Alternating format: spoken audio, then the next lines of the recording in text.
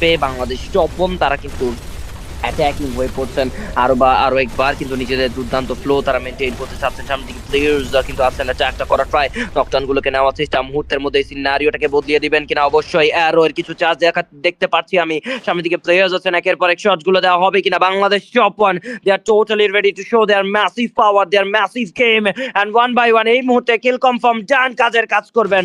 আরো কিছু শট দরকার এই মুহূর্তে, সামনে থাকা প্লেয়ার্সদেরকে একদম ডমিনেট করে ফেলবেন। And yeah we go, Shafiq ভাই থেকে জাস্ট আর মাত্র একজন প্লেয়ার রিমেনিং এবং সেই প্লেয়ারটিকেও কিন্তু আমাদের মাঝখানে তারা কিন্তু আবারও ডমিনেট করে ফেলবেন এবং সামনে থেকে প্লেয়ার থেকে অনেক বেশি আত্মঘাতী হামলা করে Mehedi takes the last kill and the বুয়া বুয়া